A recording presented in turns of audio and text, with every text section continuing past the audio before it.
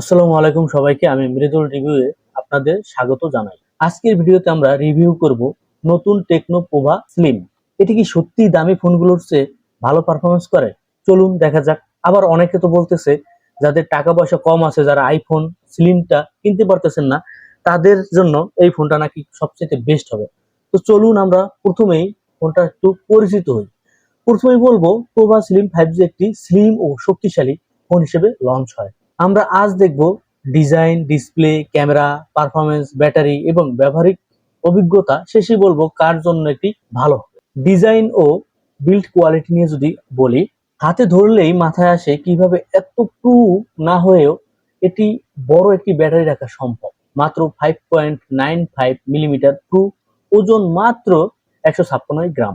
পিছনের অংশে mood light design এবং মিলিটারি বা গ্রেড সার্টিফিকেট দেখতে অসাধারণ লাগে। পিছনের যে এলইডি বা মুডটা বা বাতিগুলো জ্বলে তখন অসাধারণ লাগে। বডি ও ফিনিশ, গ্রিপ, বেজেল এগুলো অনেক অনেক দুর্দান্ত, আমার কাছে ভালো লাগছে। ডিসপ্লে সেকশনে যদি যাই, 6.7 inch AMOLED curve screen, 1.5K resolution এবং এটা রিফ্রেশ রেটটাও কিন্তু যথেষ্ট পরিমাণে ভালো। এখন কিন্তু আমরা দেখতেছি ম্যাক্সিমাম ফোনে কিন্তু 144 হার্টজ দিচ্ছে, মানে ম্যাক্সিমাম ক্ষেত্রে দেখা যায়। এটা গেম চলবে খুব স্মুথ ভাবে, গেমিং খেলতে পারবেন, স্ক্রলিং করতে পারবেন। ব্রাইটনেস, কালার, পারফরমেন্স, আউটডোরে মোটামুটি ভিজিবিলিটি পাবেন। এবং সবচাইতে মজার ব্যাপার হচ্ছে কি, রিফ্রেশ রেটটা এখন 144 ঠিকই দেয়, কিন্তু কাজ কিন্তু ওরকম করে না। কেন যে দেয় আমি বুঝি না। দেখা যাবে যে আপনার 90, 120 এরকম পাবেন সর্বোচ্চ, কিন্তু বেশিরভাগই 90 দেখবেন। 144 একদমই পাওয়াই যায় না। তারপরও কেন দেয় বুঝি না।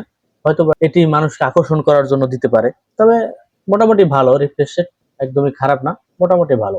ক্যামেরা সেকশনে যদি যাই, রিয়ারে 50 মেগা এবং 2 মেগাপিক্সেল লেন্স সহায়ক লেন্স হিসেবে পাবেন এবং সেলফিতে পাবেন 13 মেগাপিক্সেল। তবে এটার ক্যামেরা সেকশনে যদি বলি 50 মেগা, এর চাইতে কম বাজেটের ফোনেও কিন্তু আমরা 50 মেগা না 100-এর উপরে কিন্তু এমবিপিএস পেয়ে থাকি। তারপরে মোটামুটি এই রেঞ্জে আর একটু দরকার ছিল ক্যামেরা। সেলফিতেও 32 হলে ভালো হইতো, 13 মেগা না দিয়ে। মোটামুটি আর কি ছবি তুলতে পারবেন দিনে রাতে, মোটামুটি ডাইনামিক রেঞ্জে মোটামুটি পারফরমেন্স পাবেন। ভিডিও রেকর্ডিং পারফরমেন্সও মোটামুটি পাবেন, 2K পর্যন্ত আপনারা ভিডিও রেকর্ড করতে পারবেন। ভালো দিক যদি বলি, ক্যামেরা মোটামুটি আপনারা মোটামুটি হিসেবে ইউজ করতে পারবেন।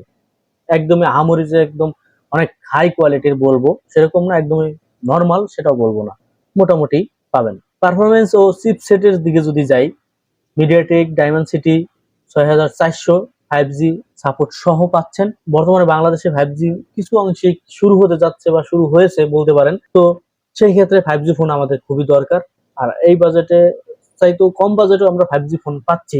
তবে এটার চিপসেটটা আমার কাছে খুবই দুর্দান্ত লাগছে এবং সাধারণ কাজ যেমন ইনস্টাগ্রাম, ইউটিউব ব্রাউজিং বা হালকা পাতলা গেমিংও কিন্তু আপনারা করতে পারবেন। 5G মোবাইল, ফ্রি ফায়ার এই গেমগুলো কিন্তু আপনি মোটামুটি ভালোই খেলতে পারবেন। একদমই যে খেলতে পারবেন না সেরকম না, মোটামুটি কিন্তু ভালোই পারফরমেন্স করতে পারবেন এটা দিয়ে।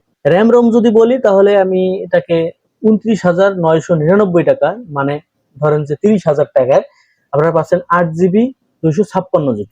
তো এইরকম র্যাম বা স্টোরেজ আপনারা পাচ্ছেন। তো মোটামুটি এই রেঞ্জে ঠিক আছে আমি মনে করি। এর চাইতে বেশি আশা করতে পারেন, তবে এই বাজেটে মোটামুটি আমি বলি ঠিক আছে। আর আপনারা এটা কিন্তু অ্যান্ড্রয়েড 15 পাচ্ছেন, তো আরো আপডেটও পাবেন সামনে। এবার ব্যাটারি বা চার্জিং এ যদি যাই, ব্যাটারি পাচ্ছেন আপনারা 5160 mAh ব্যাটারি।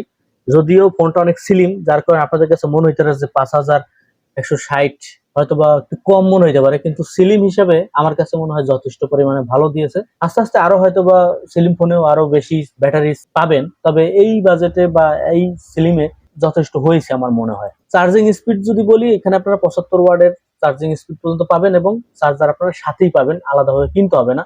আর এটার ব্যাটারি ব্যাকআপ যদি বলি, আপনারা গেম খেললে মোটামুটি 7-8 ঘন্টা ইউজ করতে পারবেন এবং মোটামুটি সারাদিন আপনারা কিন্তু ইউজ করতে পারবেন। যদি এমনি মাল্টিটাস্কিং বা এমনি সাধারণভাবে যদি আপনারা ইউজ করে থাকেন, তাহলে আপনারা সারাদিনই ইউজ করতে পারবেন। এই ফোনটার যদি আমি সীমাবদ্ধতা যদি একটু বলি, যেমন পাতলা ডিজাইনে কিছু ট্রেড আপ থাকতে পারে, যেমন কুলিং, হিটিং একটু ব্যাপার থাকে, যেমন স্পিকার, যেমন আপনারা হেডফোন জ্যাক যেটা আমরা ইউজ করি অ্যাভেলেবেল, সেটা আপনারা হয়তো পাবেন না, এরকম কিছু থাকবে, কারণ সিলিং ফোনগুলো একটু ব্যতিক্রমী হয়। তাছাড়া আপনারা একটু ক্যামেরার দিকে বলতে পারেন যে এই ফোনটা একটু ক্যামেরা আপডেট করতে পারতো ফ্রন্টে অথবা রেয়ারে।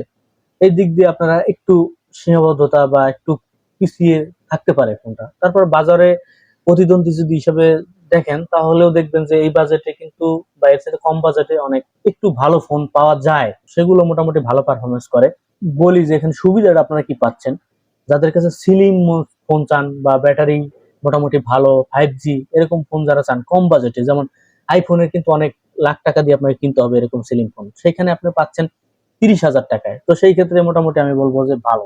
যারা মনে করেন যে একটু ক্যামেরা ভালো চাচ্ছেন, অনেক ভালো ফোন ক্যামেরার দিকে ভালো চাচ্ছেন, তারা এটা এড়াই চলতে পারেন যে না আমার ক্যামেরা আরো ভালো লাগবে, তাদের জন্য হয়তো বা এটা আমি বলবো না। আমি যদি এটাকে স্কেলে ধরি 10-এর ভিতর আমি 8.2 দিব। শেষে কথা আমি যেটা বলবো, আপনি কি এটা কিনবেন বা আপনার কি কেনা উচিত? এখন আপনি কিনবেন যদি আপনার বাজেট যদি ঠিক থাকে বা আপনি যদি একটা স্লিম ফোন চান বা আপনার ব্যাটারি ব্যাকআপ মোটামুটি দরকার, তাহলে আপনি এটা ইউজ করতে পারেন যে আপনি একটা স্লিম ফোন চাচ্ছেন। আর যারা চাচ্ছেন যে একটু ভালো ক্যামেরা বা আরো এর চাইতে বেশি বাজেটের বা গেমিং যারা করতে চাচ্ছেন, মানে একদমই হাই লেভেলের গেমিং করতে চাচ্ছেন, তারা হয়তো বা এটা থেকে একটু দূরে থাকতে পারেন, কারণ অনেকে চান যে স্লিম ফোন কিনতে চান, তাদের জন্য এটা আমি বলবো বেটার। তো আজকের রিভিউ ছিল টেকনো পোভা স্লিম। যদি ভিডিওটি পছন্দ হয়ে থাকে তাহলে লাইক দিন, সাবস্ক্রাইব করুন এবং শেয়ার করুন বন্ধুদের সাথে।